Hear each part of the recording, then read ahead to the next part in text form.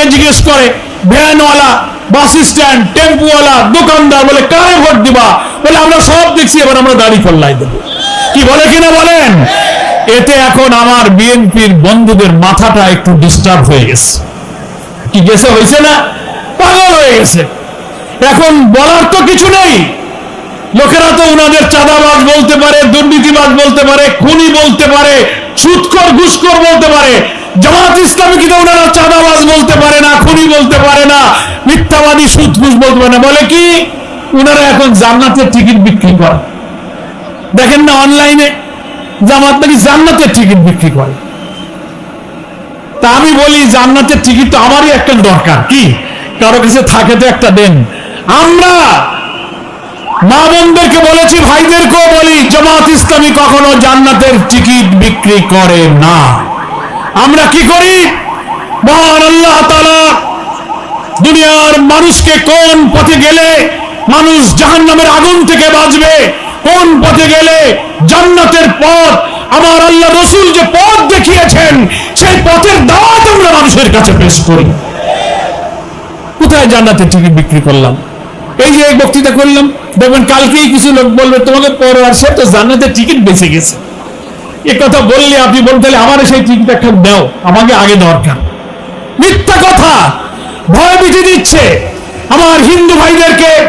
Even Awami লীগের মধ্যে অনেকে আছেন, বলছেন না দাদা, এবার ভাই আপনাদের পাশে থাকবো, আমরা এবার দাঁড়িপাল্লায় ভোট দেবো। উনারা সেই সব লোকদেরকে ভয় দিচ্ছে, বাড়িতে গাড়ি পাঠায় ধরে নিয়ে আসতেছে, টাকার বান্ডেল দিচ্ছে যে তোমাদের সাথে থাকো। টাকা দিয়ে, দুর্নীতির টাকা দিয়ে কখনো সত্যকে চাপা দিয়ে রাখা যাবে না। তো আমি চ্যালেঞ্জ দিলাম জাতীয় পার্টিকে, চ্যালেঞ্জ দিলাম আওয়ামী লীগকে, চ্যালেঞ্জ দিলাম বিএনপিকে। কোন দলের নেতা এই সাহস নিয়ে বলতে পারবেন জামাত ইসলামীর আমির ডক্টর শফিকুর রহমান, আপনাদের মনে আছে ঐতিহাসিক সোহরাওয়ার্দী উদ্যানের বিশাল জাতীয় সমাবেশে বক্তৃতা করেছিলেন, খেয়াল আছে? অনেকে গিয়েছেন, অনেকে দেখেছেন টেলিভিশনে। বক্তৃতা করতে গিয়ে উনি অসুস্থ হয়ে 2 বার পড়ে গিয়েছিলেন, মনে আছে? বসে পড়ে কিছুক্ষণ আবার তিনি বক্তৃতা করেছিলেন। সেই বক্তব্য এখনো কিন্তু গণমাধ্যমে আছে।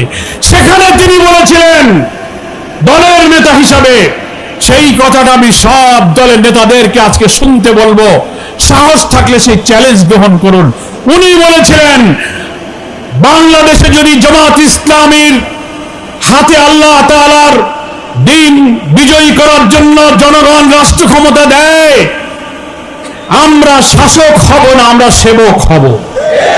তিনি বলেছিলেন, নির্বাচিত জামাতের কোন এমপি মন্ত্রীরা সরকারের কোন ট্যাক্স ফ্রি গাড়ি, সরকারের কোন প্লট ফ্ল্যাট কোনো কিছু গ্রহণ করবে না। অন্য দলের লোকেরা এই কথা বলতে পারবে না, কারণ বলবে যে এই যদি না নিলে আপনি ভোট করে লাভ কি? যে জন্যই করলাম তাই তো হইল না। থাকলে আমি প্রত্যেকটি দলের প্রধানকে অঙ্গীকার করতে বলি, জাতির কাছে বলুন, আপনার এমপি মন্ত্রী নির্বাচিত হলে সরকারের সুযোগ নিয়ে ট্যাক্স ফ্রি গাড়ি নেবে না, সরকারের কম মূল্যের ফ্ল্যাট এবং বাড়ি জমি জমা কিনবে না। সাহস থাকলে সেই প্রতিশ্রুতি দেন, দিতে পারবেন না, কারণ দিলে আপনার দলের লোক থাকবে না, কেচে পড়বে, বলে তোমার দলে আসি তো কিছু পাওয়ার জন্য। তারপরে ডক্টর শফিকুর রহমান বলেছিলেন, হ্যাঁ, উন্নয়নের কাজের জন্য সরকার অনেক সময় অর্থ বরাদ্দ দেয়, রাস্তাঘাট, ব্রিজ, কালভার্ট, বিদ্যুৎ, স্কুল কলেজের উন্নয়নে অনেক টাকা এমপি মন্ত্রীদের কাছে আসে।